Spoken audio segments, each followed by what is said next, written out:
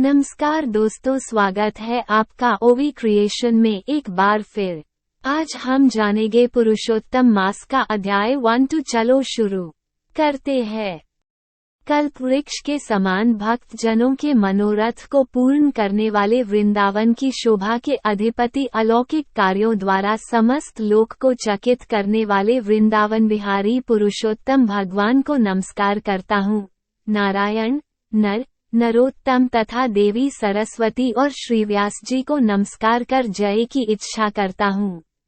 यज्ञ करने की इच्छा से परम पवित्र नैमिषारण्य में आगे कहे गए बहुत से मुनि आए, जैसे असित, देवल, पैल, सुमंतु, पिप्पलायन, सुमति, कश्यप, जाबाली, भृगु, अंगिरा, वामदेव, सुतीक्ष्ण, शरभंग, पर्वत, आपस्तंभ, मांडव्य, अगस्त्य, कात्यायन, रथीतर, ऋभु, कपिल, रैभ्य, गौतम, मुद्गल, कौशिक, गालव, क्रतु, अत्रि, बभ्रु, त्रित, शक्ति, बधु, बौधान, वसु, कौंडिन्य, पृथु, हारीत, ध्रुम, शंकु, संकृति, शनि, विभांडक, पंक, गर्ग, कानाद, जमदग्नि, भरद्वाज, धूप, मौन, भार्गव, कर्कश, शौनक तथा महातपस्वी शतानंद, विशाल, वृद्धविष्णु, जर्ज, जय, जंगम, पार, पाशधर,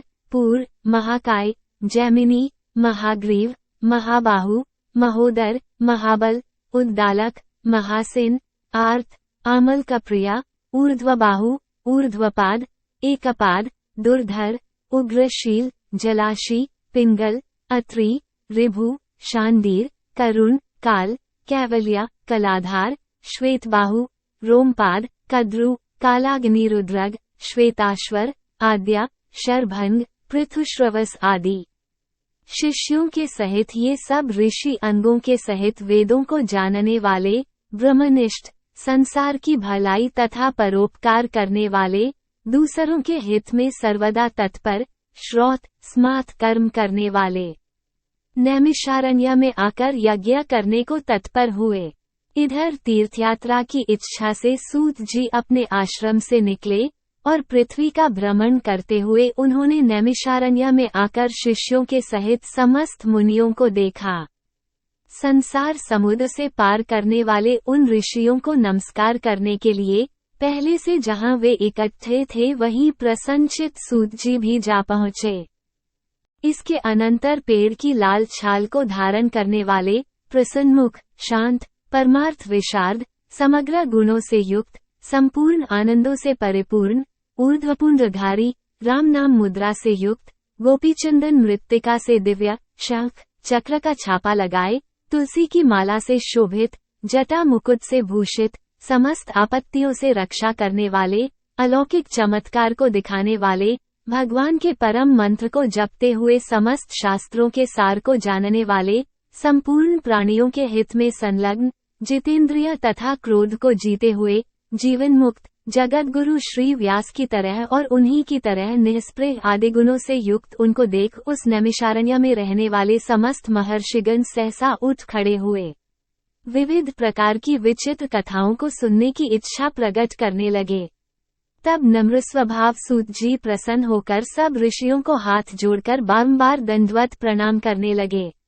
ऋषि लोग बोले, हे सूत जी, आप चिरंजीवी तथा भगवत भक्त होवो। हम लोगों ने आपके योग्य सुंदर आसन लगाया है। हे महाभाग, आप थके हैं, यहाँ बैठ जाइए, ऐसा सब ब्राह्मणों ने कहा। इस प्रकार बैठने के लिए कहकर जब सब तपस्वी और समस्त जनता बैठ गई तब विनयपूर्वक तपोवृद्ध समस्त मुनियों से बैठने की अनुमति लेकर प्रसन्न होकर आसन पर सूत जी बैठ गए। तदनंतर सूत को सुखपूर्वक बैठे हुए और श्रमरहित देखकर पुण्य कथाओं को सुनने की इच्छा वाले समस्त ऋषि यह बोले, हे सूत जी, हे महाभाग, आप भाग्यवान हैं। भगवान व्यास के वचनों के का अभिप्राय को गुरु की कृपा से आप जानते हैं। क्या आप सुखी तो हैं? आज बहुत दिनों के बाद कैसे इस वन में पधारे? आप प्रशंसा के पात्र हैं। हे व्यास शिष्य शिरोमणे, आप पूज्य हैं। इस असार संसार में सुनने योग्य हजारों विषय हैं, परंतु उनमें श्रेयस्कर, थोड़ा सा और सारभूत जो हो वो हम लोगों से कहिए। हे महाभाग, संसार समुद्र में डूबते हुओं को पार करने वाला तथा शुभ फल देने वाला, आपके मन में निश्चित विषय जो हो वही हम लोगों से कहिए। हे अज्ञान रूप अंधकार से अंधे हुओं को ज्ञान रूप चक्षु देने वाले, भगवान के लीला रूपी रस से युक्त परमानंद का कारण, संसार रूपी रोग को दूर करने में रसायन के समान जो कथा का सार है वह शीघ्र ही कहिए। इस प्रकार शौनकादिक ऋषियों के पूछने पर हाथ जोड़कर सूत जी बोले, हे समस्त मुनियों, मेरी कही हुई सुंदर कथा को आप लोग सुनिए।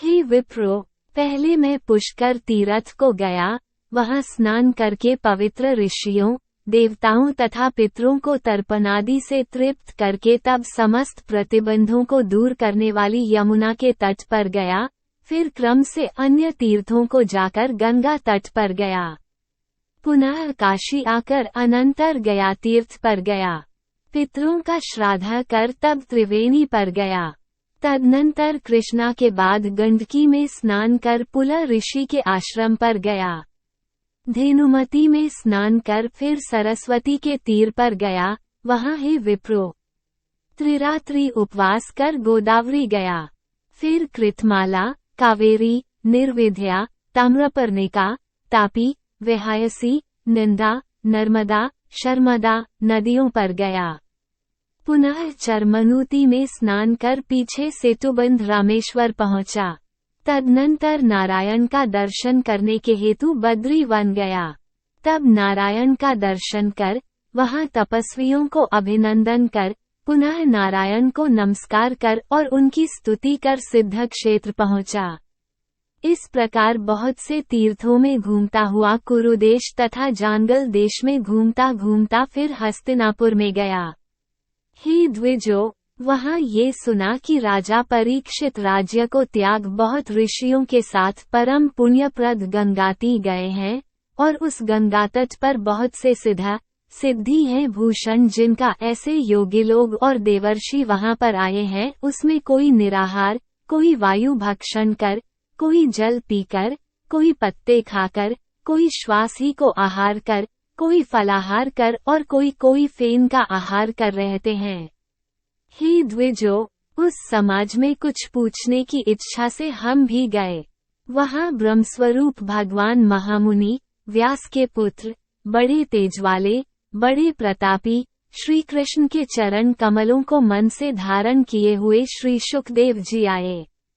उन 16 वर्ष के योगीराज, शंख की तरह कंठ वाले, बड़े लंबे, चिकने बालों से घिरे हुए मुख वाले, बड़ी पुष्ट कंधों की संधि वाले, चमकती हुए कांति वाले, अवधूत रूप वाले, ब्रह्मरूप, थूकते हुए लड़कों से घिरे हुए मक्षिकाओं से जैसे मस्त हस्ती घिरा रहता है, उसी प्रकार धूल हाथ में ली हुई स्त्रियों से घिरे हुए, सर्वांग धूल रमाए महामुनि शुकदेव को देख सब मुनि प्रसन्नता पूर्वक हाथ जोड़कर सहसा उठकर खड़े हो गए।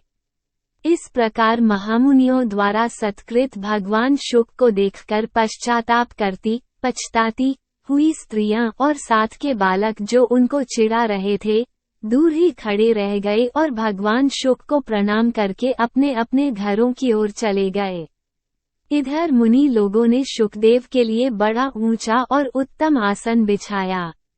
उस आसन पर बैठे हुए भगवान शुक को कमल की कर्णिका को जैसे कमल के पत्ते घेरे रहते हैं, उसी प्रकार मुनि लोग उनको घेर कर बैठ गए। यहाँ बैठे हुए ज्ञान रूप महासागर के चंद्रमा भगवान महामुनि व्यास जी के पुत्र शुकदेव ब्राह्मणों द्वारा की हुई पूजा को धारण कर तारागणों से घिरे हुए चंद्रमा की तरह शोभा पा रहे थे। इति बृहन्नारदीये श्री पुरुषोत्तम महात्म्ये प्रथमोऽध्यायः एक हरिः शरणम्।